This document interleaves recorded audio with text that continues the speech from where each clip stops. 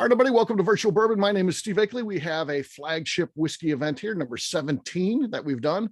Pretty exciting stuff, and we have a great lineup today. As always, we ask that you make sure that you are on mute, and if you have any questions, ask them through the chat function, and I will ask them on your behalf. And we, of course, you'll get an opportunity to talk to any of our guests or all of them, if you'd like, at the end of the event. So it should be a fun evening tonight. We've got a great lineup. I'm sure we're going to be tasting some really good whiskey. So with that, I'd like to introduce all of our presenters, and then we'll get started by talking to them individually, learning a little bit about them, about their distillery, and then the whiskey we'll be drinking, and they'll kind of lead us through the tasting. All right, up first is Andy Lang and Kaylee Baker from Leatherwood Distillery in Pleasant View, Tennessee. How are you guys doing? Good. How are you? Good, good. So yes, if you listen to the shows, if you listen to the shows, you've probably heard Kaylee on the Bourbon Daily quite a bit. So she's in the heavy rotation at this point. So we get her on a lot of shows. And Andy will be recording with him tomorrow. He's going to be on the Bourbon Show. So the next episode of the Bourbon Show coming out November 15th, he will be on that. So a pretty great opportunity to learn a little bit more about him and his company. And of course, we'll be learning a little bit about that tonight. Great, interesting story you've got there, Andy. So can't wait to learn a little bit more about that and talk to you about your whiskey. Okay. Talk to you guys in just a few. All right, next up, our friends from J.K. Williams out of Peoria, Illinois. We've got Andy Ferris, the owner, and Jeff Murphy, the distiller. How you guys doing? Good. How are you? Good. We're doing well. Happy Monday. Happy Monday, and happy drinking day. So we've got a fun evening lined up tonight, and of course, I know you guys. You guys came on the Bourbon Show before, which is really cool. And I've tasted your whiskey. You've got some really good stuff. So I'm looking forward to hopefully introducing this to some new folks tonight for this event. So it should be fun. Okay. That'd be great. All right. Talk to you guys in just a few. All right. Next up from Boulder Spirits out of Boulder, Colorado is Ryan Negley. Hey, Ryan, how you doing, man? I'm good, Steve. Thanks for having me. It's a pleasure to be here. Absolutely. So looking forward to talking to you about all the great things that you've got going on. You do have 2 whiskeys to taste, so that'll be kind of fun. And like I said, no one ever complains about that. We've never had one complaint when someone sent an extra whiskey. It's a weird thing. If somebody tells me not to do something, I'm gonna find a way to find something extra in there. Sure. So yes, should be fun.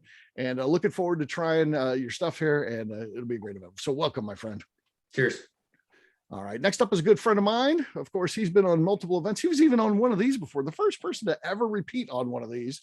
And that's because he said he's got something else cool that he wanted us to try. He tried to get it in at the very last minute last time. And I was like, nah, we can't do that. We've already shipped out the stuff, but let's just bring it back for the next one. So he agreed to that. So ladies and gentlemen, from Art of the Spirits, Woodland Park, Colorado, my friend, Mr. Richard Paul. Richard, how you doing, man?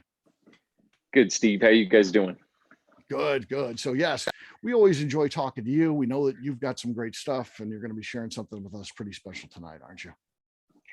Oh yeah, definitely. I would try to do it the last one, but it all works out good the way it's supposed to be. So yeah, exactly. So yeah. So welcome back, and should be a fun night, and appreciate you coming on. Okay, buddy. Talk to you in a little bit. All right. All right. So again, we go in the order that they are on your placemats. So with that, why don't we go ahead and pour this first? We'll just have it waiting here. It's okay to give a little time on that. Let's not get into that yet. We like to do that as a group. So we'll talk nosing and tasting notes, and you guys can share those via the chat function when we get to that part. So with that, we want to bring in our team from Leatherwood Distillery. If you don't mind, if you're on mute, take yourself off mute, out of Pleasant View, Tennessee. And we want to talk a little bit to Andy and to Kaylee. Hey, how you guys doing? Doing good. Doing good. So Andy, you got to tell us a little bit about how all this got started, because I love your story. I've read it on the website, this idea of distilling around the world. Tell the folks how all that came about. Well, I started making wine and beer at home. Realized after a few years I was making wine and beer for my friends because I drink whiskey. So I was buying whiskey. So a buddy of mine, I was in special forces for 20 years. And a buddy on my team, he was. Thank you for your service. Oh, my pleasure. Yeah, this guy's a Green Beret, folks. And there's no such thing as a retired Green Beret, previous Green. You're a Green Beret for life, man. You go through that, so that's cool, brother. Yeah. So a buddy of mine on my team, he was pretty good at welding and stuff. So we decided to build a still and just kind of figure it out. We didn't have any mentors or anybody to show us how to do it. So we made a lot of horrible whiskey for about 2 years. And so we made the still small enough that we could stick it in a Contico box and stick it on our pallet when we deployed. So I would assume this is highly frowned upon if you would get caught, right? I mean, well, technically it's a water purification device. oh, okay. Yes. Yeah, sure. So Always way around it. as long as they Nice don't service. smell it, Yeah. it works. Okay. So really after about 2 years, we started to make some good stuff. You know, we started with the sugar shine, just making some rum. Then we slowly did some, cooking some cracked grains in with it, still adding sugar. So, still moonshine. And then after about 4 or 5 years, we started to do, full breaking down of the grains and using enzymes and good whiskey yeast, and ended up coming up with some pretty good stuff. And then it comes to my last trip in Afghanistan. I was on a mountain team. So we had mules that we were using to carry all our stuff up into the mountains. And one day they airdropped a bunch of parachutes into our camp. And when we opened it up, it was big bags of sweet feed grain. So the guys came running into my hooch, and I guess we're making whiskey tonight. Yeah. That's wild. So yeah, even in Afghanistan, you're over there, you're making whiskey. That's crazy. Yeah, it was pretty cool. We had to get back to the old ways we would have a worm inside a bucket, and we'd get big chunks of ice from the market to keep that bucket of water cold. Yeah. So yeah, it was just sat on a turkey cooker like most, backwoods moonshine stills. We did feed the grain back to the animals so they didn't starve after we get done. So yeah, they liked it even better, I'm sure. So yeah. Exactly. That was a good service you did. And didn't you even take a challenge one time where someone challenged you, or you said you could do it, maybe just bragging, take an MRE and make some sort of libation just out of what's in an MRE, so meal ready to eat? Yeah, I was definitely talking some shit, and said I could make booze out of anything, and somebody threw an MRE at me and said, "Go for it." So what I did, I just took. It ended up being about 3 cases of MRE. I took all the Skittles packages that were in them, melted them down for the sugar, and then inside the MREs, there's what we call a shelf-stable bread. Yeah. It's basically a brick of yeast. Just crumble it up, stick it in there in the water, and we put it in water bottles, and we took surgical tube, stuck it over the top. So, and then put that surgical tube back into water, so it made an airlock. Yeah. Huh. So, and okay, so this worked, obviously. How did it taste? Horrible. Basically like yeast and Skittles. But you proved you could do it though. So yeah. And Kaylee, tell us a little bit about what you got going on there. So because you haven't been there that long, but tell us a little bit about your role.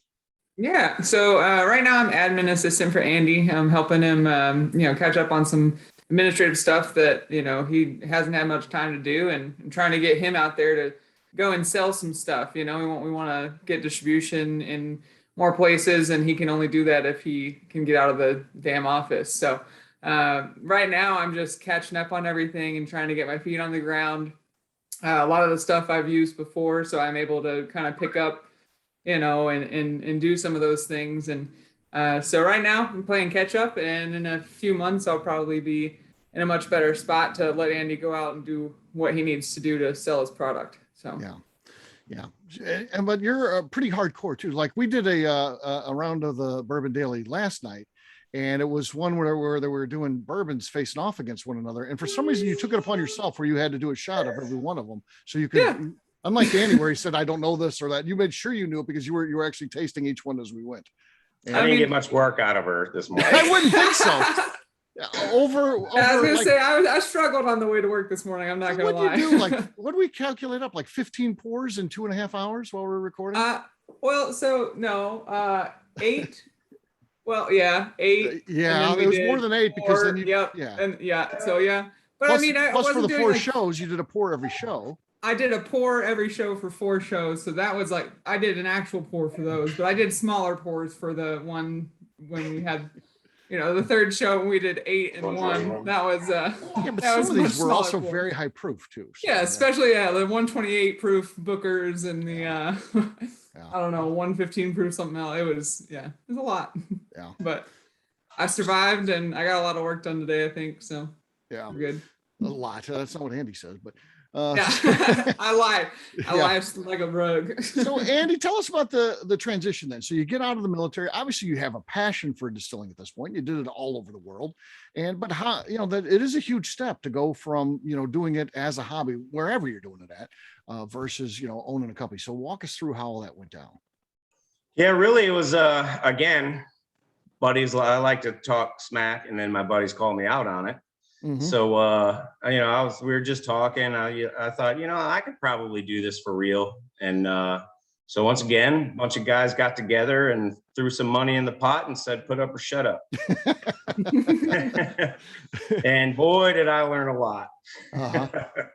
Yeah, there's a lot to it, isn't it? It's no easy task, right? It Opening a is. store. Switching over from just doing it in your garage for fun to doing it legally is, Uncle it's painful Sam. at first, but once you get the systems and the procedures down, you start to get back to what you used to be able to do, trying new stuff. And so it's not that bad. It's not that bad. Sam Okay. takes a little bit of the fun out of it, but the taxes. It does. Yeah, paperwork. That's no fun. But yeah, you just like making the booze, right? I mean, yeah, all this other stuff. There's a whole list of things that you don't even anticipate you have to do, but then you do have to do when you get into one of these. So yeah, marketing and social media, all the stuff that you either have to do yourself or hire someone to do it. So there's a whole thing. Social media was the hardest part for me because we weren't allowed to have social media in special forces. Mm-hmm. So, but just started getting on Facebook 4 years ago. It was quite a shock when I was getting on it to market a company.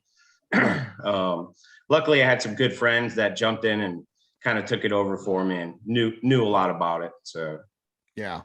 Again, everything I do, I'm blessed to have great friends that just want to help and jump in all the time. So it's pretty awesome. Mm-hmm. A lot of them are great customers and regulars that come in all the time, and I love them very much. Yeah. So do you get a lot of the people, from your unit that come in and see what you're doing now versus, being with you? So that has to be pretty cool and rewarding, right? It is cool. And, the biggest part of our distillery is we give back to those special forces associations and nonprofits that give back to guys that are wounded, stuff like that.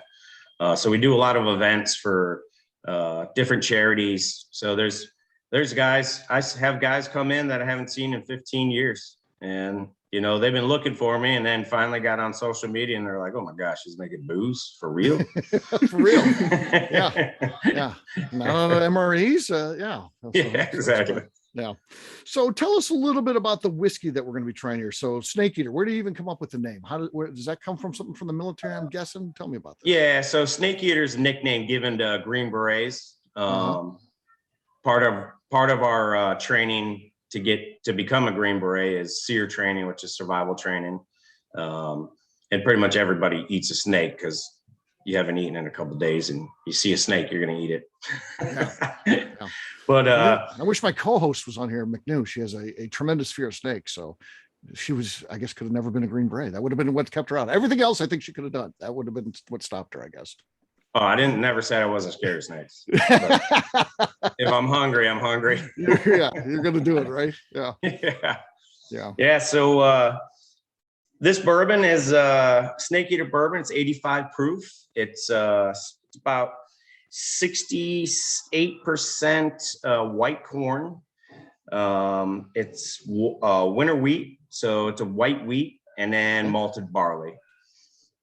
And we use a standard American whiskey yeast for it. Okay. And to me, I like bourbon old fashions, and I wanted to make it just a little bit hotter than your standard 80 proof, but I didn't want to go too high because I like to drink a bunch of old fashions. Right. You like the session drinking approach. Right. Yeah. And and this is pretty young. We've only been around for about 4 years. Mhm. So what we do, we started out in 25-gallon barrels. I think we just emptied this. What you're drinking is probably the last of the 25-gallon barrels. Where Okay. now everything is a 53-gallon barrel. Yeah. My helper is here pulling plugs. So He wants to be famous. There Hey, he buddy. is. All right, say A hi few to people there, everybody. huh? Hello. All right. So yeah, I So like a tell little us- bit sweeter bourbon Okay. also. That's why I picked the white corn and the winter wheat for it. All right. Well, we kind of like to do a two-stage approach. We like to talk a little bit about the nose. So anybody wants to share any nosing notes before we give this thing a taste? And they're starting to come in already. Green apple with light caramel. I would assume not camel, but It was made in the Middle East a couple times. So. Bear picked up on that. So there you go. Lemon curd, nice. Red Tootsie Pop, grassy with cedar notes. Definitely green apple, says Barry, who, by the way, also went through that same military training as you. Oh, right on. Barry is a Marine, so he's done some of these things. Anything else? Man, it is really good on the nose. I agree. Andy, he's asking for the mash bill. Just share that one more time, if you don't mind. So it's white corn, winter wheat, and malted barley. Malted barley. Okay. And I'll be honest with you, I don't know the percentages. I know the pounds per batch. Okay. Okay. All right. Let's give this thing a taste, folks. Cheers, gang. First one of the night. First one of the night. Cheers.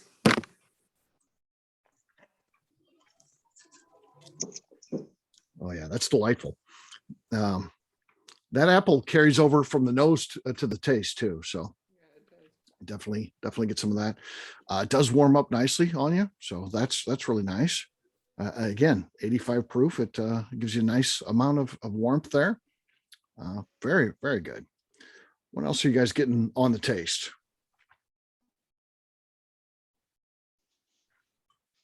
Funny watching everybody go up. Yeah. Mr. Bill likes it, so that's the equivalent of getting 100 out of most ones. I've If never Bill gotten just- 100 on a test. Yeah. He says I like it with 3 exclamation points. That's perfection. So that's like a double gold in San Francisco.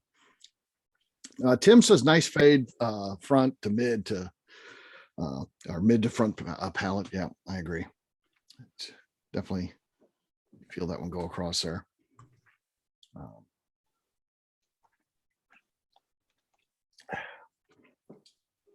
Somebody said lemon curd. It does have kind of a citrusy taste about it too. Which is Well, he got me. so, Mom was working late, so I'm solo. I'm going to do some wrestling. What else? Anything else, gang? One thing a lot of people tell me, and Mhm. it's not out of design, but we got lucky, I'd say. When you sip it, it's all in the front of the mouth. Yeah. You know, it almost never hits the back of your throat or the sides of your tongue. You just really taste sweetness up front. And I think a lot of that's from the sweeter grains and the way we cook them. You know, we're a small batch, about 175 gallons a match at a time. So we can really hit those right temperatures for each grain. It's pretty easy for us. Gotcha. So you're staging your cooks where you're entering the grains at different temperatures and stuff like that. Definitely. Yeah, that's the way to go versus the stew approach. Yeah. A lot of people are saying very balanced, nice sweetness, a little spice on the finish, delightful. So all good stuff, very good stuff. So That's barrel entry proof. oh yeah, barrel entry proof. 110. 110. There you go. There you go. Well, very good stuff. Andy and Kaylee, if you don't mind, stick around. And of course, we have sent a set of samples, and you guys can drink along and enjoy it. But you can sit back, and then we'll bring you back for a Q&A at the end. Okay. Awesome. Appreciate it. Very good job. Thanks, guys. All right. Let's go ahead and pour the next one, which is going to be the J.K. Williams. Let's just pour that. Let it sit again. And then we're going to bring our guest in. All right, here we go. Out of Peoria, Illinois, J.K. Williams. We've got two people here. We've got Andy Ferris, the owner, and Jeff Murphy, the distiller. Hey, guys, how's it going? Good. How are you? Well, thank Really you, good. Steve. Thanks for Absolutely. having us on. Yeah, Appreciate glad you guys are here. So this is going to be a nice treat for everyone. Hopefully you'll get some new fans tonight. So that's good. But tell us, Andy, we'll start with you. Tell us a little bit about getting this thing going. How did you decide to get into the whiskey business? Well, my wife says, "You're a fool." Oh, she said, "It sounds cool. Where is it?" And I said, "Peoria." And she said, "Over my cold, dead body." Peoria. But here we are. And it was something I was interested in the distilling industry after spending many years in the networking IT industry and was feeling a little burned out and was kind of like, this distilling industry sounds interesting. And I always was a single malt Scotch whiskey guy, and then kind of moved into bourbon. And this opportunity came up to acquire an existing distillery. And I thought, man, they've got some great bones to it. It needs a tweak here or there. And, but I think we've got something here. And so anyway, we moved here and reimagined the brand and relaunched a year ago. And our great pal, Jeff Murphy, came on board in July of 2020 to help figure out what the hell we were doing, because I didn't know. And so, and we ended up releasing our two new releases a year ago, including the one that we're drinking right now, or giving the nose on right now. Yeah. But, so we're really, we've had a hell of a good 12 months. It's been a great run. Mm-hmm. Mm-hmm. So are you guys in Peoria now? I mean, We are. Your wife we was are, against it. Jeff She and I had Jeff moved here, and I moved here with my wife, not without. Okay. So we're full time here, and no, it's been great. It really has been a cool experience, and this is, not many people know this, but Peoria, between 1837 and 1919, was the whiskey capital of the world. Yeah, we produced more whiskey than anyone, including Kentucky. And so we're trying to restore some of that heritage into this. And so Hiram Walker was the largest whiskey distillery, some of this in the world. Down on the Illinois River front. And so it's been a cool experience trying to bring this back. And so, and it wasn't just what they owned in Peoria; they owned distilleries all over too. So Hiram Walker's a Canadian brand, but after Prohibition, they came back and launched their U.S. operation here in, I think it was 1933. Unfortunately, closed in 1982. Mm-hmm. But it was for many years the world's largest bourbon distillery. Kind of forgotten to the sands of time. Everyone thinks of Kentucky and whatever, but so definitely.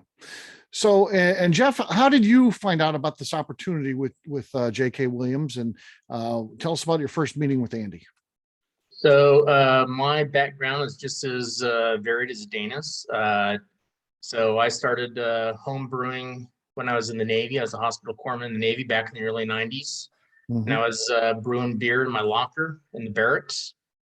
But when the inspections came around, I had a lock on it so they couldn't get inside of it. And then, so that's how it worked. And that's how I I loved craft beer. And that's what I did. So, my wife and I got married from Guam. She's a retired chief petty officer in the Navy as well. And We went overseas to Singapore back in 2007, and I became a professional brewer over there. Came back to the US, got into distilling over here. So for the last 8 years or 9 years, I was doing rum in Louisiana. And then with COVID and everything else, I was trying to make a move, and Andy and I got hooked up on Indeed, of all places. Okay. And when we came up here, so I'd been around. So after COVID, when COVID first started opening up, I've been from East Coast to West Coast looking for a new job. And basically what happened was Andy and his wife Stacy were the only ones that invited my wife up for a interview as well. So you got to make sure your wife knows the area and likes it. So she's from Kansas. I'm from Arizona. There's a direct flight from Peoria with the snowbirds to Arizona as well. And we're within 8 hours of Louisiana, and it was the best fit for me. The story of Peoria being the whiskey capital of the world that nobody knew about at the time is a great story to retell. The brand of J.K. Williams is also a wonderful story to do.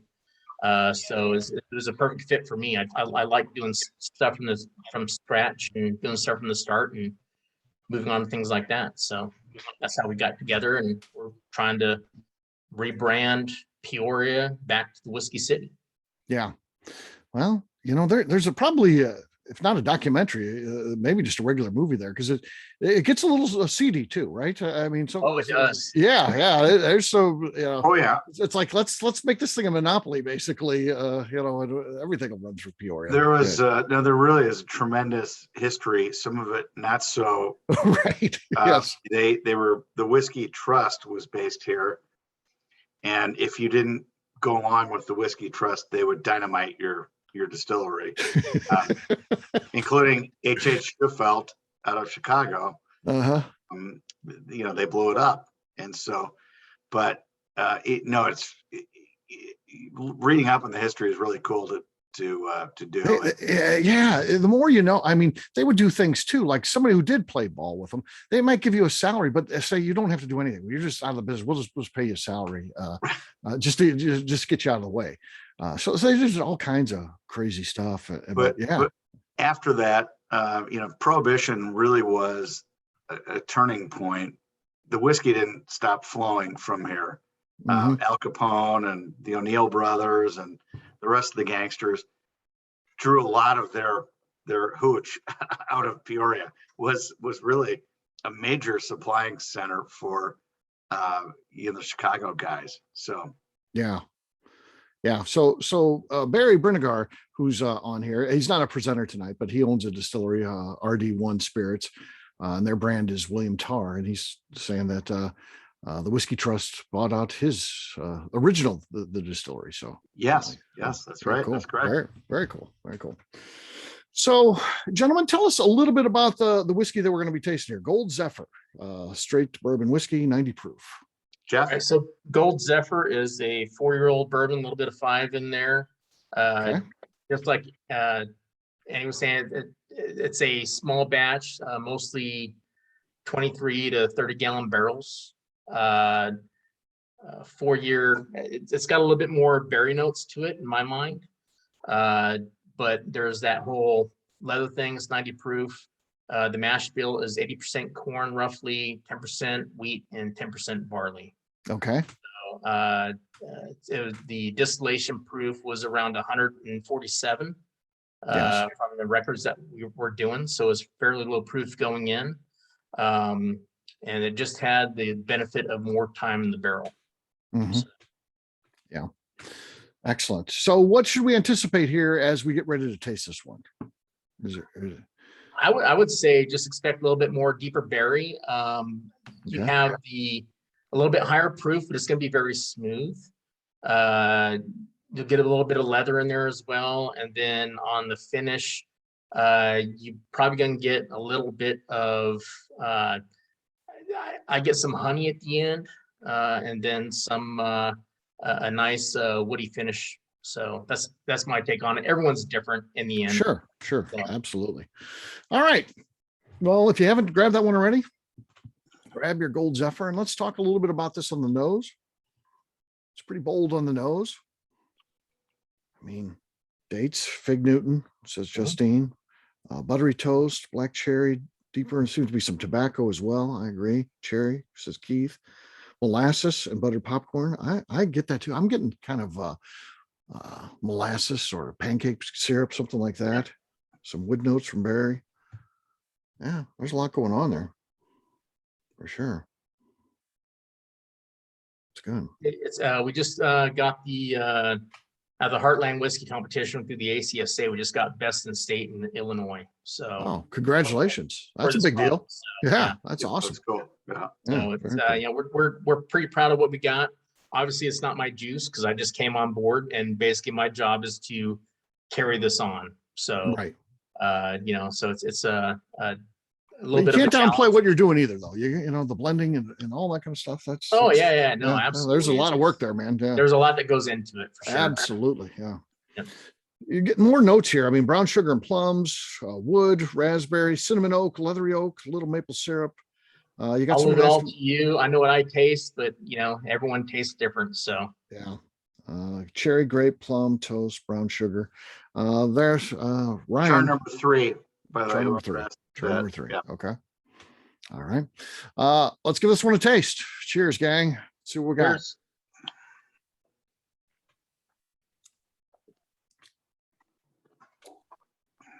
All right. Smooth. Cherry Swisher sweet, says Justine. Ah, Yeah. That's funny. No, Yeah. I get that for sure. Yeah. I get that too. That's Yeah. that's like spot on. Definitely get the cherry, but that's got that kind of cigar smoked. So cherry Swisher sweet is pretty good. That's maybe a mic drop. No one else is typing in anything. We did a actually for the local cigar club. We actually did a barrel aged. We bought some tobacco leaves and we did we hosed everything down with some of the bourbon and barrel aged it for about 3 months. And then a local guy out of St. Louis, STL Cigars, rolled them up for us and we smoked them. It was a very good cigar, nice barrel aged cigar. It went hand in hand with the flavor notes that we're talking about tonight. So Yeah. Yeah. Justine has shut everyone down. Barry says he agrees with it. Tim says also it's cherry Swisher sweet. That's it. awesome. Yeah. How about that? That could maybe we need to work out a marketing deal with I love Cherry Swisher Sweet. I don't think it gets better than that. Yeah, I think so too. Yeah. Yeah. I'm pretty proud of Justine. So yeah, she's my team member. So Justine, we give everybody a round of applause. She does all the samples and all the stuff you get, all the labeling, sends it out, mails you all this stuff on time, collects all the bottles, keeps me on track because I forget half the time what the heck's going on. Be So, honest. Yeah. Yeah, exactly. Exactly. So yeah, so she does good. Yeah. Kaylee says it came from a place of experience. Justine for MVP. So yes, yeah, very good stuff. So that's very cool. Great whiskey, very sippable drinking whiskey. Exactly what we're looking for. And yeah, it makes you excited about what you guys got going on. What are some of the other products that you got besides this one? So we've got a American wheat whiskey, which is so our Bridge series is, so J.K. Williams stopped production back in 2017 Mhm. and Andy acquired it at the end of 2019, but we really didn't start producing again until this year. So the Bridge series, which there's plenty of bridges going across the Illinois River, we're doing a blending program.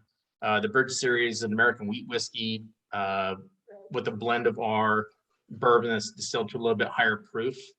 And then that's going to change over time. And the Bridge is going to bridge the gap between what we have in barrels now versus what we are putting in barrels today that won't be ready for the next 3 to 4 years.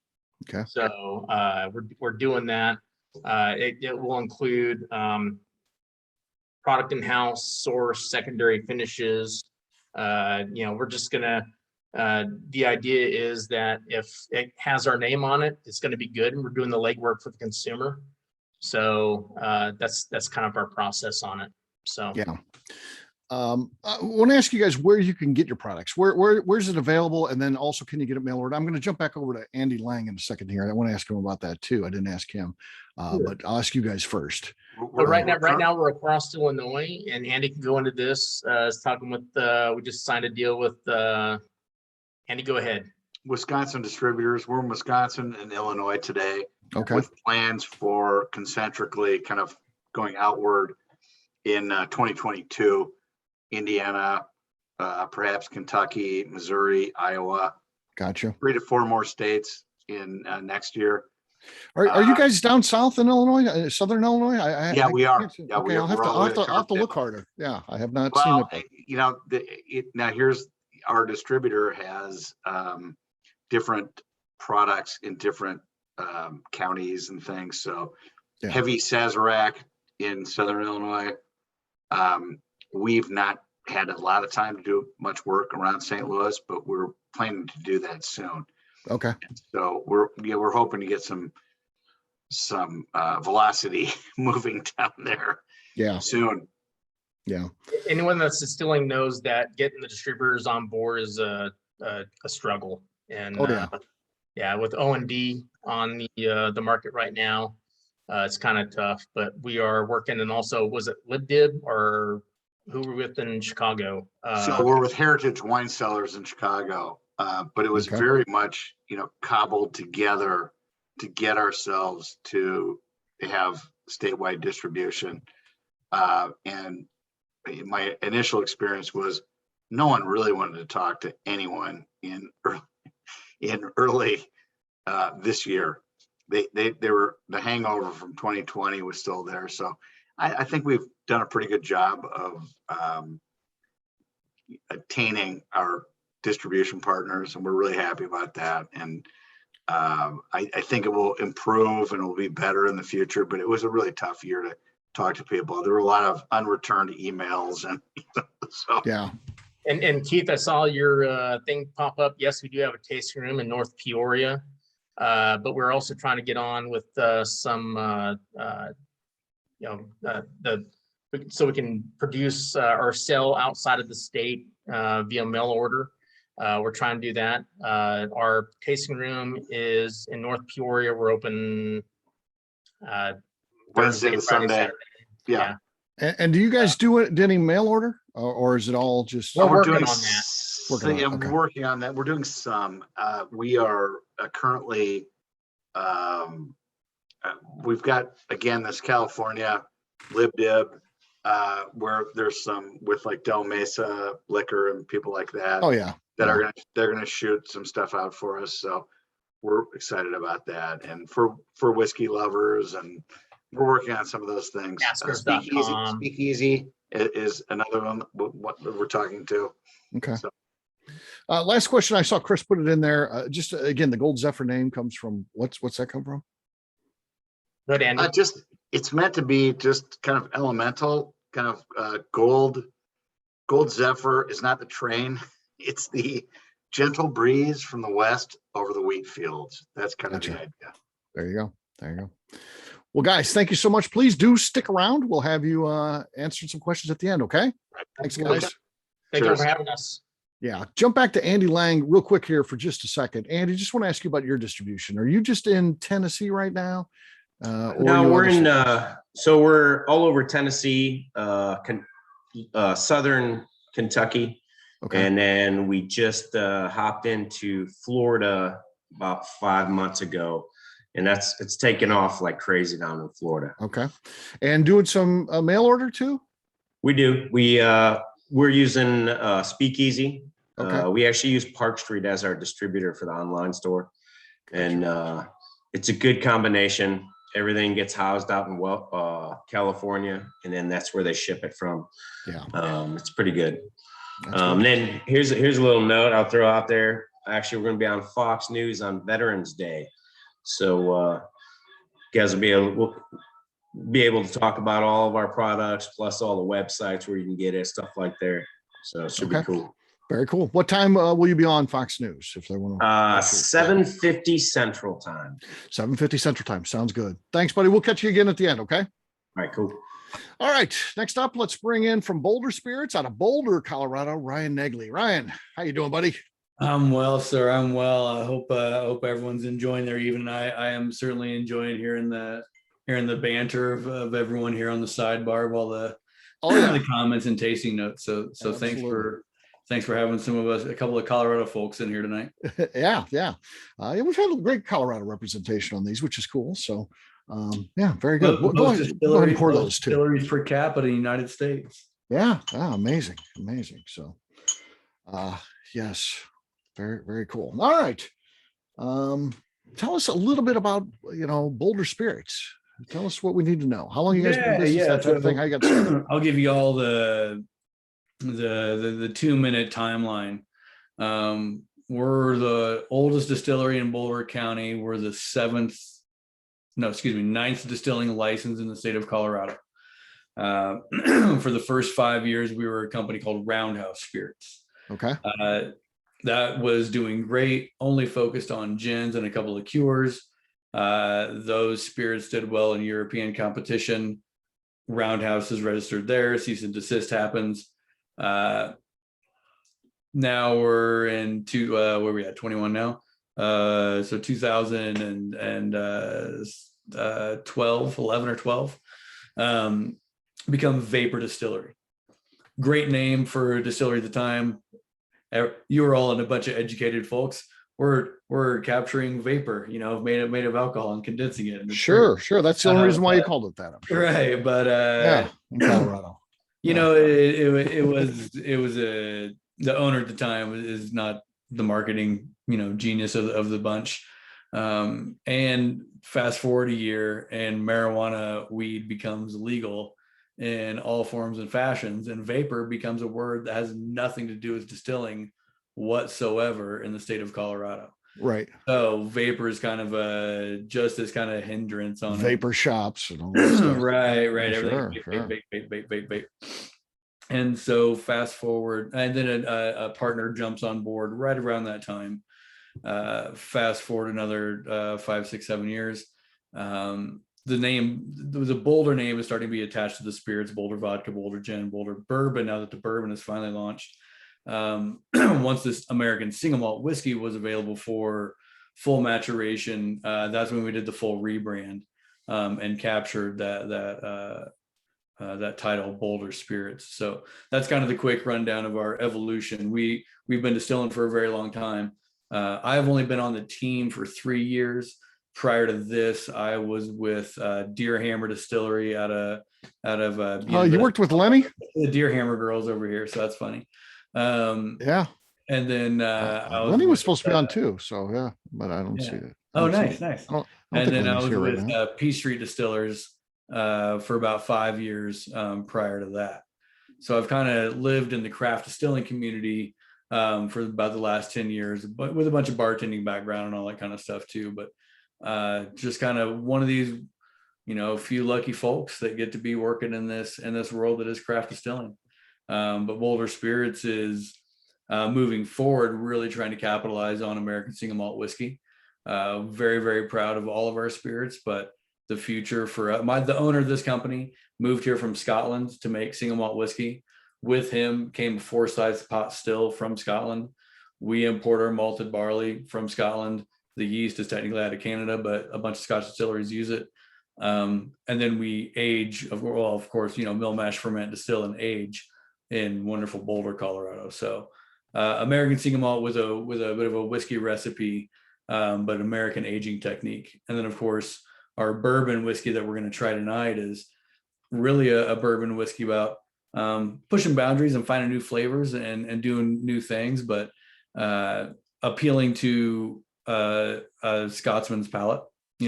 My boss doesn't really understand bourbon. He moved here straight from Scotland with the intent of making single malt whiskey. So his background in bourbon was none. Right. And so the idea of 70, 80, 90% corn whiskey was almost off-putting to him. So we had to find a way to design a recipe that we could make a bourbon, still be in the category, but kind of push those flavor boundaries. And so the bourbon is 51% corn, 44% malted barley, and 5% rye. Okay. And so all of that is cooked on a louder system, and I'll let a couple of distillers try to figure that one out. And then cooked on a 4-size pot still. And then we're aged in level 3 char 53-gallon barrels. Okay. And where are your products available? Oh, geez.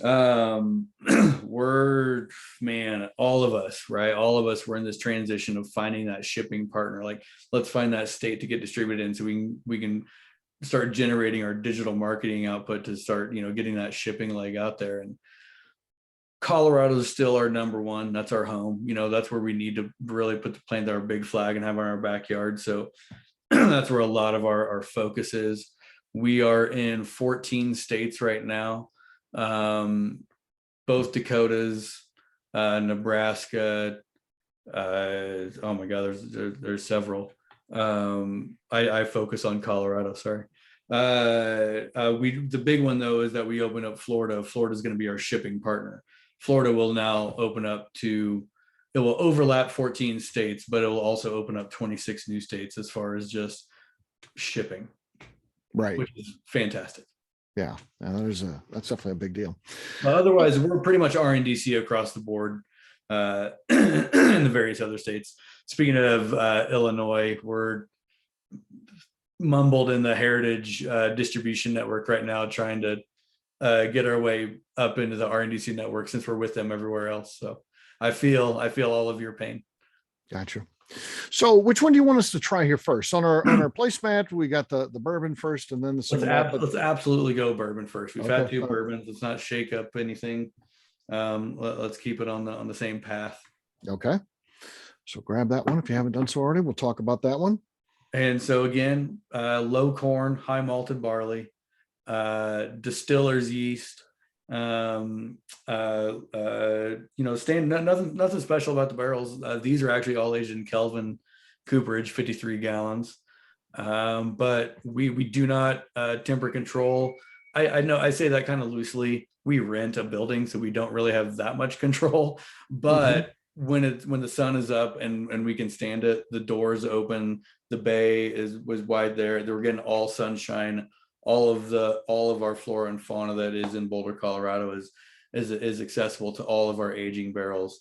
And we absolutely know that the climate of Colorado is, probably the second largest impact of the flavor of our whiskey. So that being said, I'm really interested to hear all of these. Oh, they're coming in hot and heavy here. So mint and sweet corn boiling. That's what the bear says. It's very specific on the boiling. Maple bananas, and I get a little bananas, kind of like the runts, but no, yeah, not over candied banana, kind of a note, maybe like a little like a baked banana. Yeah, definitely. Bazooka bubblegum powder has come in a couple times, but the bazooka thing, and I definitely get that too. Yeah. Sweet and that's that onion kind of is- like, and that's a fun thing that I love talking about, because I've been talking about whiskey for a long time. I've been talking about cocktails and booze and stuff for a long time, and finding what that sugar level is, and trying to explain what that glaze of a donut means and what the powdered donut sugar means, and now like what the bubble gum, that crack open that bag of Big Chew and that little fluff of dust that comes out, and that is a very specific sugar, and it's a very it's an artificial kind of a sugar, but it's really cool that without getting too sciencey and nerdy, like understanding that that's just within the sugar spectrum of what we're going to talk about. And then there's the fruit spectrum, and then there's that oak spectrum. I love it. So you're getting all kind of vanilla cream soda, toffee, pear and cherry. So let's taste this one and see what we got. Certainly a lot of different things on the nose. Steve, thanks for having me. Cheers, everybody. Absolutely. Cheers, my man. Hey, Ryan, real quick. I think you mentioned you're doing off grain or on grain distilling. Off. Yeah. I really do think that makes a difference. And I think that's where bourbon distillers who are mainly on grain. So I started on single malt distillation from a brewer standpoint because I was a brewer overseas. I think that does make a difference. But it's very spot on and very good. Well done. Cheers. Thank you. Yeah, it was I mean, it's noted our founding owner distiller came from the brewing world. He worked for Pyramid out in California for a long, long time. But he was in distilling. He was into distilling for distilling's sake. And then when Alistair, the owner, moved here and partnered up, he came to the idea of making whiskey from a whiskey recipe. And only you as a brewer will understand what that means, that our malt is malted barley that was grown for making whiskey, not most American malt, which is malted for making beer, well, really feed or, making beer. And it's just a different malt. And same thing with the yeast and how it interacts. And so I find myself inadvertently playing defensive all the time because I'm in Boulder, Colorado, like, ground zero of farm to table kind of stuff. And if your grain doesn't come within arm's reach, you're a terrible person, kind of a deal in our world of whiskey out here. But we're making whiskey with a very specific mindset, and it's a very designed kind of way to make our whiskey. So thanks for the guy that got me hired in Singapore as a brewer.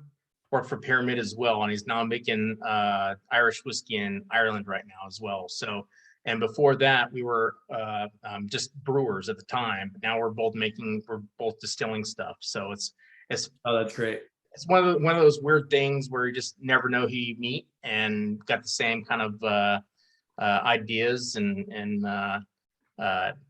conversations going and everything else. So well done. I appreciate them both. I really love the single malt. Oh, thank you. We haven't gotten that yet. I'm just gonna say we're gonna live. I love. He might have cheated and worked ahead there. I don't know. Open up an investigation. No, I never met him. So, ABV Network investigation. I'm keeping tabs on all the distillers because are on the distillery people because everyone's just kind of like cheating is going straight ahead. I love it. Oh yeah, and love it. Actually, well done, Ryan. Our distillery consultant because Alistair moved here he worked for a few months at Aaron Distillery just as kind of a going to camp kind of a thing, But we had a consultant that is he just opened the first single malt distillery in South Korea. So, nice.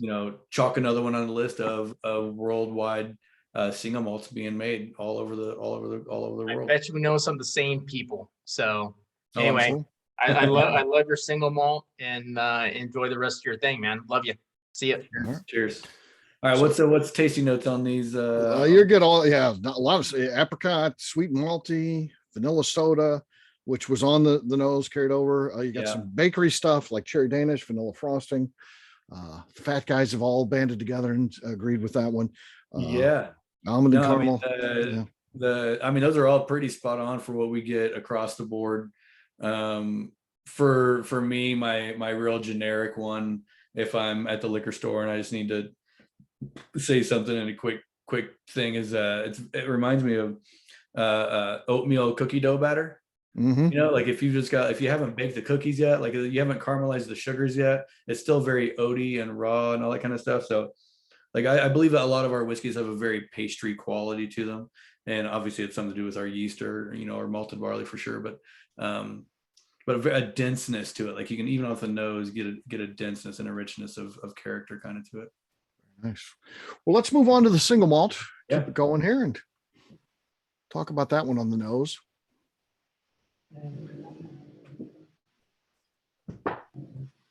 So single malt whiskey. Mm-hmm. Does anybody in you little squares know what single malt whiskey isn't? Does anybody understand?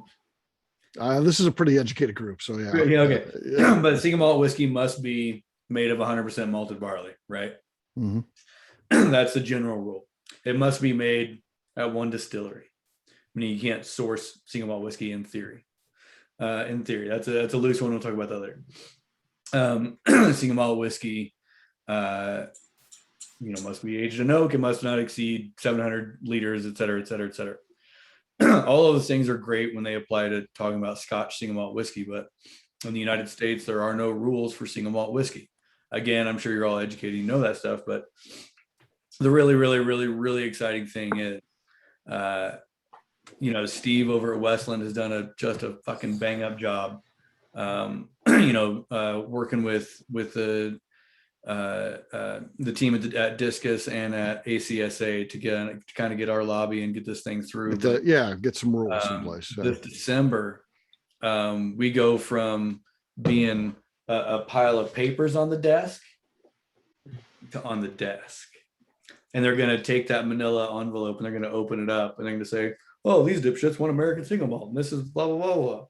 And so there's going to be 60 days of open comment period after that. And then hopefully by either, we're hoping for June that American single malt whiskey will be a category in the United States of America and recognized in the CRM and the Tax and Trade Bureau. And we'll have a little spot on the shelf, like it's a big deal. And there's 150 or so distilleries pretty dedicated to making American single malt whiskey around the United States. And 50 or so of us are paying members at the American Single Malt Whiskey Commission. But we firmly believe that it's a heavy-handed, future category and something for its fun. And it's about new flavors and exploring and pushing boundaries and American ingenuity and just keep going, and just keeping flavors going.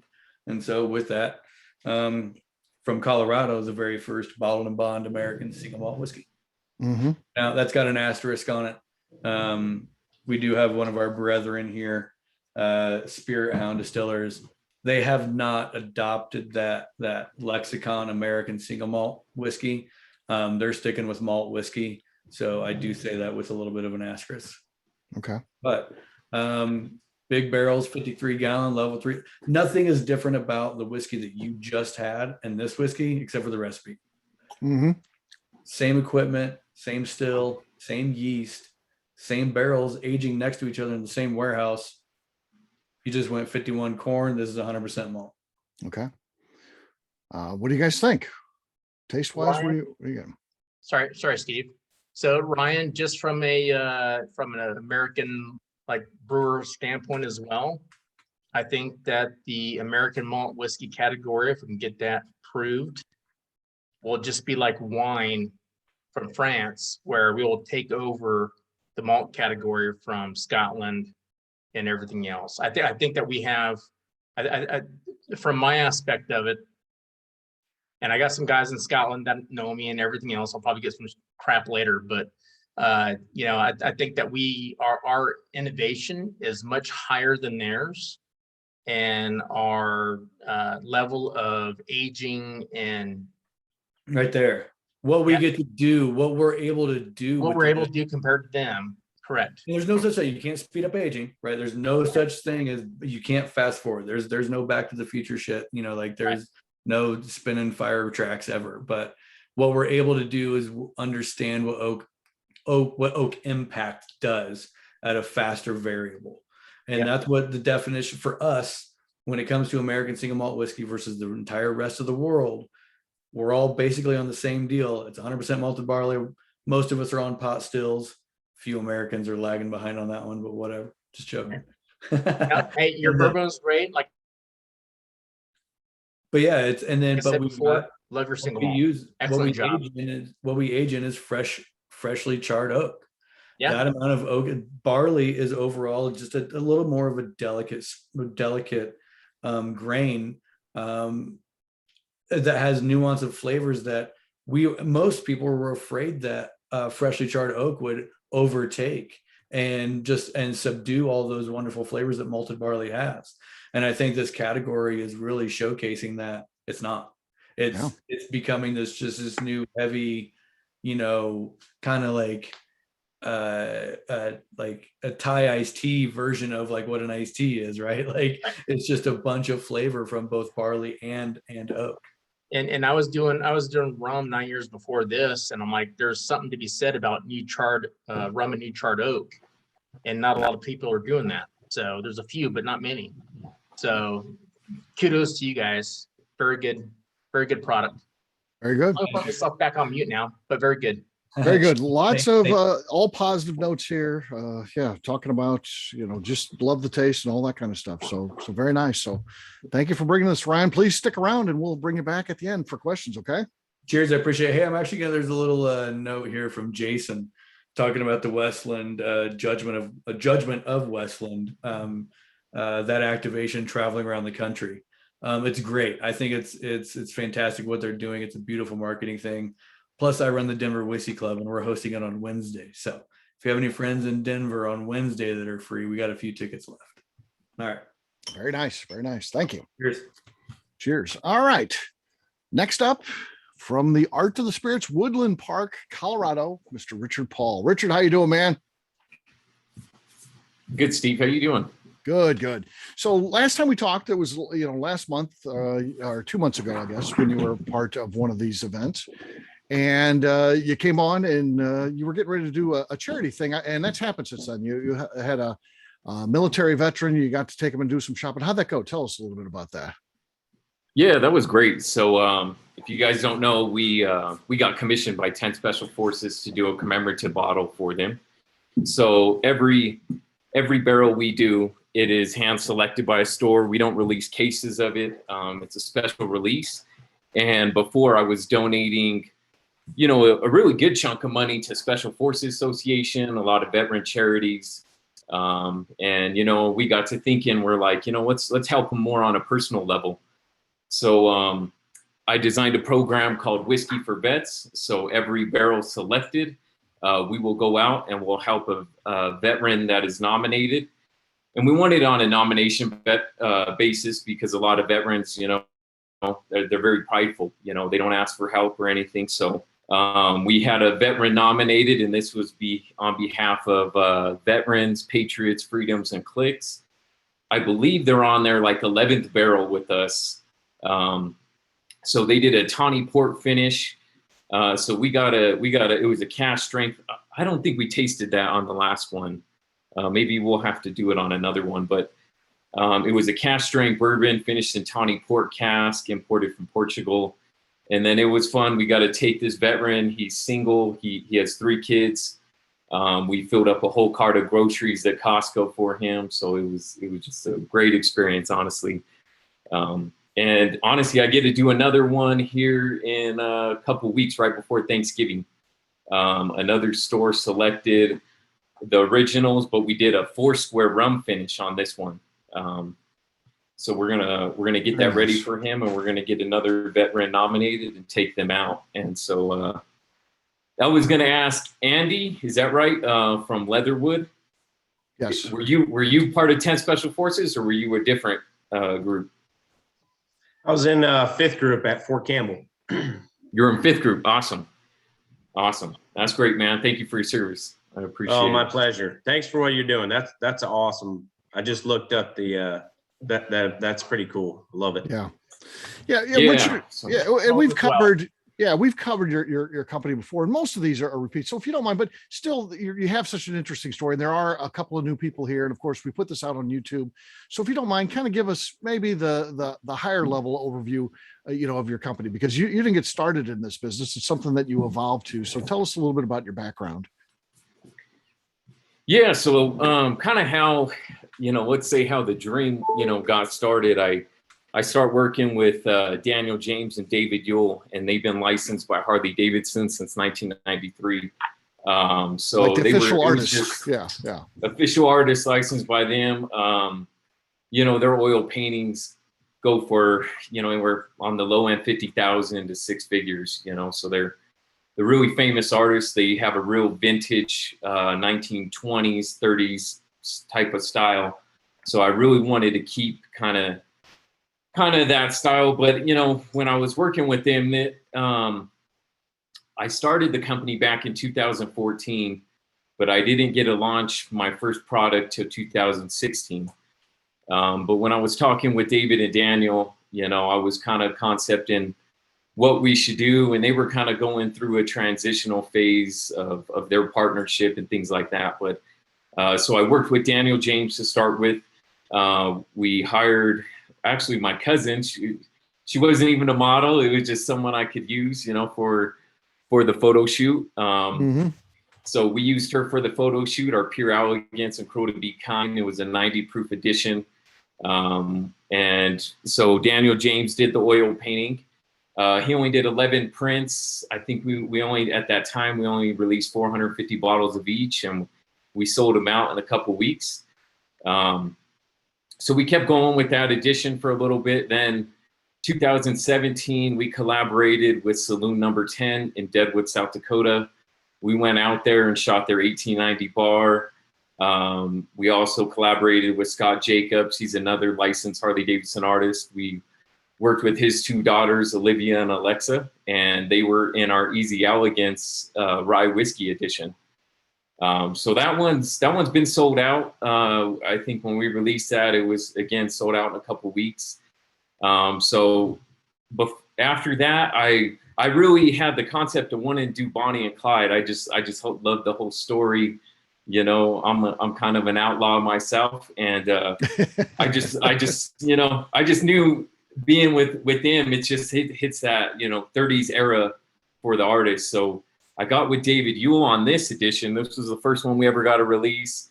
We did a photo shoot and had a bunch of different concepts. I came up with all these different concepts for David, and he comes back to me, if you ever worked with an artist, he's like, nah, I don't think so. I came up with all these things and just crushed my dreams.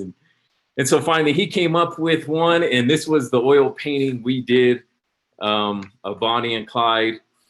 And the painting behind me, this beginning of this year, I bought the original from Dave because the deal fell through. So this was a really cool edition. It only gets in-store picks, so you won't see it in every store.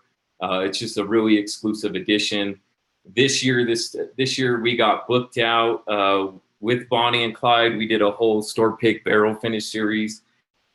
We finished our cash strength bourbons in Tawny Port, Ruby Port, Madura, 4 square rum barrels, and we have a collaboration going with Copper Sky for a Sauvignon Blanc finish.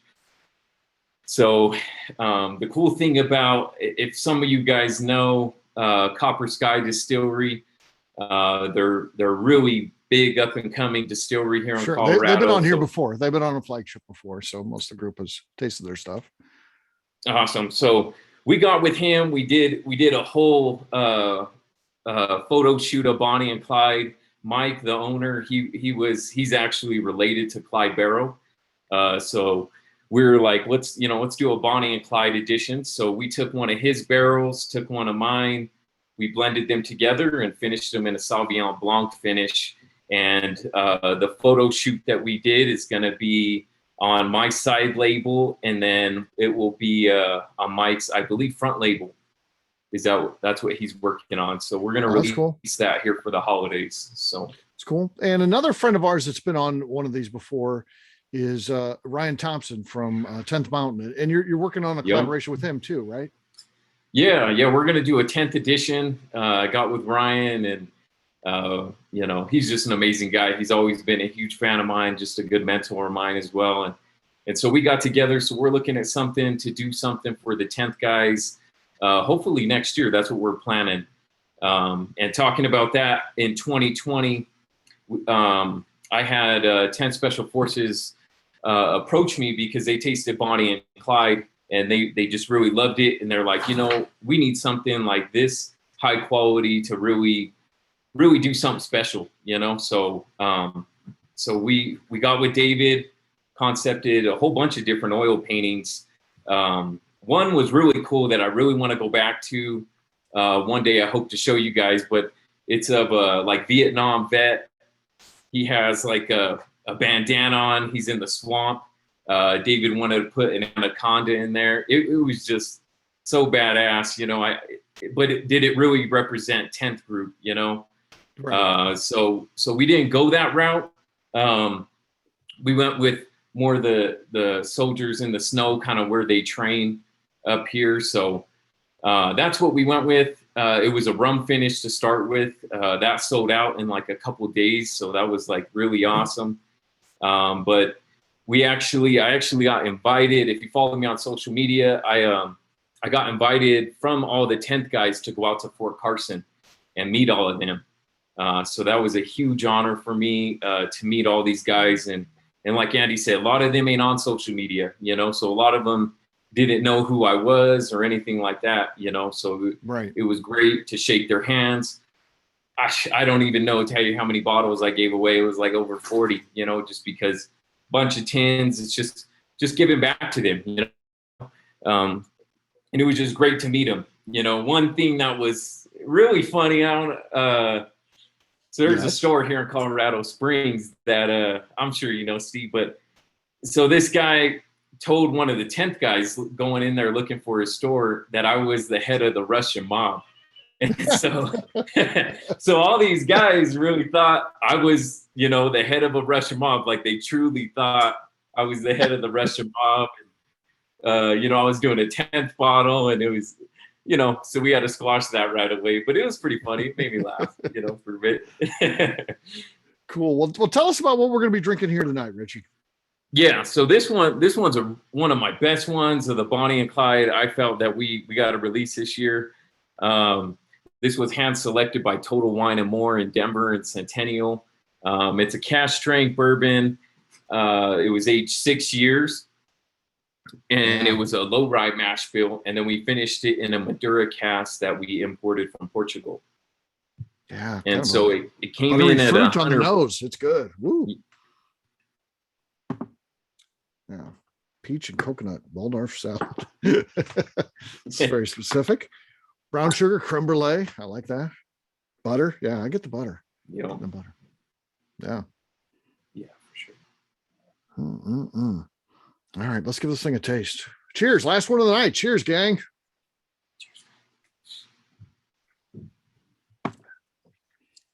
This won't be the last drink for Kaylee Baker. I know that. She's just getting started. Comerol and Chambord. Yeah. So another cool thing we're doing next year, the 10th guys, they actually commissioned me to do their 70th anniversary bottle. So I'm going to go really big on this one. We're going to figure out different editions, but they have a ball 70th anniversary. So we're going to do a big edition. I think we're looking at like 1,000 bottles. Holy cow. That it's probably going to be sold. With insignia and stuff like that, let me know. Reach out to me. I just did Fifth Group's 60th anniversary. That's awesome. That's awesome, brother. Yeah, definitely. I'll have to get your contact info. I think 10th is on like their 30th anniversary or something. It's not 70th. Okay. Well, they told me 70th. So I don't know what the fuck they're talking about. I'm just talking shit about them. No, they are. Yeah. They were World War II. I know that. So, yeah. So. Well, the whole Special Forces regiment was from the OSS in World War II. Mm-hmm. But Fifth Group was actually the first Special Forces group that Kennedy gave the Green Beret to in Vietnam. And then 10th, 7th, and 3rd came after that. So, yeah. Anyway, has nothing to do with bourbon. So. No, that's awesome, man. Mm-hmm. But yeah, so it's great, and then we just got into Texas. So I'm only doing store picks in Texas. So there's one store out there that he selected 7 barrels for me. So we're going to send down a Bonnie and Clyde Tawny Port finish, and then a cask strength, the originals bourbon. And then what we did for everybody is we sent them a whole bunch of tins. So the first ones that come and grab a bottle, they get one of these oil painting tin signs from us. That's cool. So, that's awesome. And hopefully we could do that with you, Steve, on your next adventure. Yes, absolutely. We want to do that. We want to get the word out for you, for sure. Very, very good. So yes, a lot of good notes coming in. What else do you guys think? We're at in Texas. We're out in Texas. So it's Skip's Beer, Wine, and Spirits. He is in New Braunfels. There you go. And then I had a bunch of stores from Dallas and a bunch of stores reach out to me to do store picks. But right now we're just doing Skip's for time being. Yeah. Yeah. Well, we've got to get you in Missouri too. So that's coming. Get ready. Yeah. All right. Well, very, very good stuff. And I think this is fantastic, man. This is like, this is like the right time of the year for this one too. It warms up nicely. There's a great finish. It's my backup besides the single malt from Spirits. So well done, sir. Well done. Yeah. Awesome. Thank you Thank for you. your service. Yeah. Excellent work. We, All right. we also got something, I'll tell you, some of you guys that don't know, that didn't see the last ones, we're doing a very special one with David Yule. We're doing a 17-year cask strength rye finished in 4 square rum barrels. The oil painting, it will feature a famous model and her husband called Steampunk Chuck and Velma. So we collaborated with them. So we'll probably release the first barrel. It's hand selected again by veterans, patriots, and freedom and clicks. It'll probably be released for the holidays, and then the next one's going to go out to Texas, probably for Valentine's Day. So there won't be many bottles. We're keeping it cask strength. That's pretty much all I do, though. It's just cask strength. I don't proof any. I used to do 90, but I don't proof them down. Everybody just asks for cask strength from now on. So that's all I do now. That's what you do at this point forward. Okay, very cool.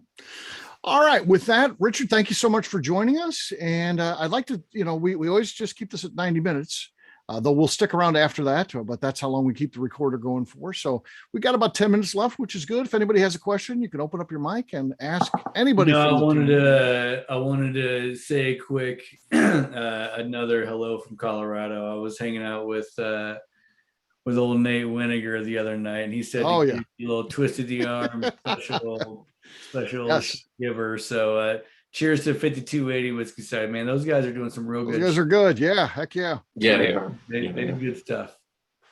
Big scoop. Nate's going to be our announcer, our Colorado whiskey historian. He's got to do a lot of work to do. He's got to get all this down.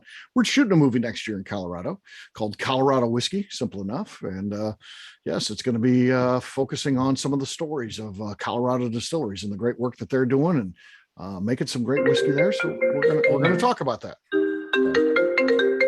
Sorry, I don't know if anybody heard that shit. No, we didn't hear that at all. No. Yes, of course.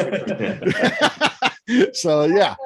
But yeah, so very cool stuff. And Nate's going to be the Mike Veach of Colorado. So that's yeah. We had a couple of cigars about it. I'm really excited to learn more about that, man. Yeah, it's cool stuff. Very cool. Well, all so right. Who's got questions for y'all are interested, folks? What do you guys want to know? Like I said, you can ask any of them, or you can ask all of them. Well, Steve, I've got something really quick. Well, thank you. That's Heidi. Sorry, that's me. Thank you for everything, for your service and everything you're doing for veterans. That's amazing. I grew up military all my life, so that's awesome. And anytime I can contribute, I do. I do have a follow-up question from a previous event that Richard was on. How are you on the barrelhead art? Barrelhead art. Oh. Yes. I haven't made much progress on that one. That's really tricky. I'm trying to figure out how I would even put a painting. That can be done. Come on, that can be done. But so I can get you in touch with somebody that can help you out with that. There you go. I've been so busy as hell. Heidi will get that done for you. So we'll have Heidi get you the info. You know her doing the artwork. Yeah, I know. Yeah. Heidi's husband was over at my house today drinking my booze today. So Did you guys get one of the tin signs that I sent with them or no? No, they didn't get that. No, they didn't. Of course not. No. Okay. That was We're not special. That's not true. We're definitely We're special. special, but we're A not different kind of that special. Yeah. All right. Other questions. With Boulder Spirits, are you using a pot still, I'm assuming, since you're doing the malt? You're on mute. Well, who asked? Who had the question for Boulder Spirits? I didn't catch who asked. Jim here. I did, Steve. Okay. I was just asking, are they using a pot still? I'm assuming they are if they're with the So Ryan, you doing a pot still is the question. Ryan, you're on mute now, I guess. Or Ryan's on his phone call still. He's going over a grocery list. Bread, yes, I'll get the bread. Yeah, milk, okay, I can get that. Oh, can we hear me now? No, we can hear you now. Yep. Yes. Oh, hi, welcome back. We never went away. Okay. Yeah. Yes, pot distillation, biggest pot still in the state of Colorado. Forsyth manufactured. It's a big old fat pot, big old wide neck, down Linarm to catch all the big fat heavy alcohols, because we're aging in a high heat climate and we're going to put it into freshly charred oak. So we need the biggest, fattiest, heaviest pot distilled spirit we can get to combat high heat level 3 char oak. Well, and then the follow up to that is, do you have barrels coming out at high proof? Because we were drinking some stuff out of Colorado today, and I guess the low humidity there, the elevation and stuff tends to come out higher proof on your barrels. And you do. Yeah, it's and I'll dispel a couple of myths real quick. Elevation, less to deal with it. I mean, Japan is very high elevation and is, as you know, tropical rainforest higher than we are right now. But it's about the lack of humidity. We're very dry out here, so we don't have an outside barometric pressure to have to help push down, keep some of that vapor inside. So what we're losing a lot more of is water vapor. Yeah, that's cool. And so we're getting this incredible amount of oak impact on our big summers that we have out here. So yeah, we got 4-year-old whiskey hitting 144, 145. I love it, man. Our barrel entry point, Juice me in on this. I need to be involved in that. So yeah, we're gonna need to be trying it. We do a single barrel at proof. Yeah, we want the proof. So yeah, we're working on it. Jim's part of my partnership. We're working on getting a store going to focus on barrel picks. So yeah. Nice. Yeah, we made a decision that we're going to release from the distillery 1 barrel of distiller select cask strength, but still the rest of the cask strength whiskey, it's for store picks and club picks. Nice. We're gonna let the community decide on where that goes. Okay. All right. The community has spoken. All right. Who's next? Yeah, Not a question. Oh, Go ahead. I was going to say not a question, but a comment from earlier when you heckled me and said, "Oh, I know Kaylee Baker's going to keep drinking." She is. I know this. I mean, I said that depends on what time Andy wants me there in the morning, and I'm hoping that Andy saved some of the samples for me. I'm going to taste them tomorrow. I didn't get to taste along with you tonight. I was drinking Fucklehead and Snake Eater all night, but Jim says 11. You're not doing till Jim Fosnot says you're not doing till 11:59, so you're okay. I think we have a Zoom call. All right. All right,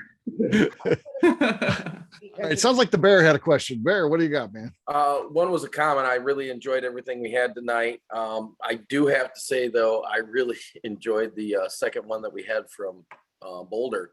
I need a bottle of this on my bar. It's fantastic. And I have to agree with Jeff. And right after that, the Bonnie and Clyde was really good. But beyond the Bonnie and Clyde, I also need to know about Richard's rye that he's talking about and where the hell I can get that also. I mean, you guys, I hate this, so I love it and I hate it because we get to try so many things and sample them and go, oh yeah, this stuff's great. But then the availability sometimes is horrible. So one, I want to know where to get this Boulder single malt. And I also want to know more about Richard's rye coming up.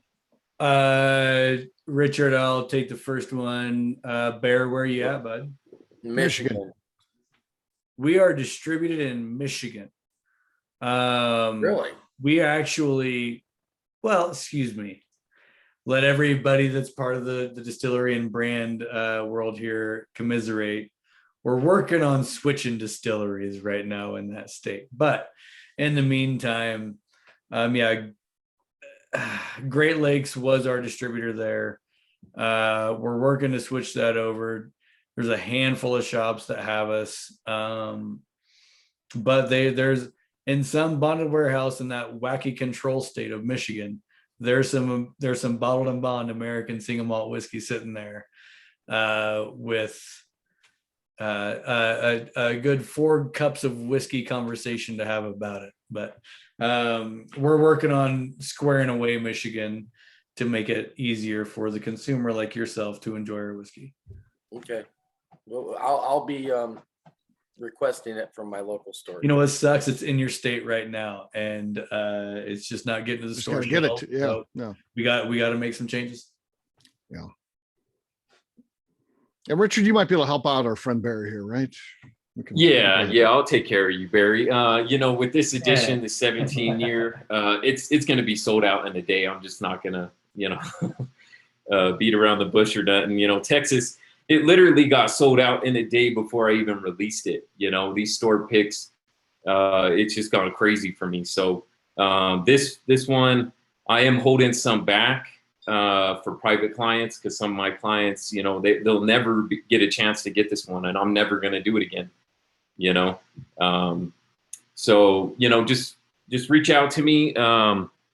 If you want to write down my email, it's artofthespirits@outlook.com, and reach out to me, and I'll make sure you get one. We're supposed to do some 10 signs of the oil painting as well too. That's the hardest things. I probably won't go in a lot of states, so that's why I strictly only do barrel picks here in Colorado. And with Texas coming on board, they're asking me for so many damn store picks, I can't even get it to them, So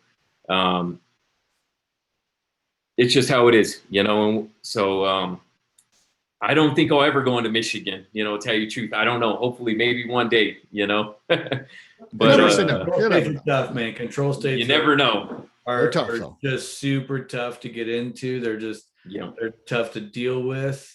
Man, I don't blame any of these small, like it sucks, man. Distribution sucks. Yeah, it does. That's why I've been self-distributed for all these years, because it's a pain in the ass. We understand completely. Luckily, I'm right across the border from Ohio, and I can hit Indiana in about an hour. So yeah, there you go. All right, we got time for one more question. One more on the official docket here, on the official record, and then we got to turn off the recorder. I'm going to say a statement real quick. Sure. My daughter's at gymnastics around the corner. I'm going home for the night. Thank you all for your service with the other veterans, it's Veterans Day coming up. So thank you all. And outside of that, thank you for having us on, and y'all have a good night. Thanks, Jeff. Appreciate it, man. Thank you, guys. Thank you so much. Anyone have that last question? All right. Fair enough. There you go. With that, we'll wrap this one up. Great event as always. Let's hear it for all of our presenters today. They did a great job. Brought us some incredible whiskey. Really good stuff. Very enjoyable. Thank you so much. All right. With that, we'll say goodbye. We've got our audience here watching on YouTube. See you guys, and I'll stick around. And anybody who wants to join me certainly can do as well. We'll just talk casually. Thanks, guys. Good night. Night. Bye.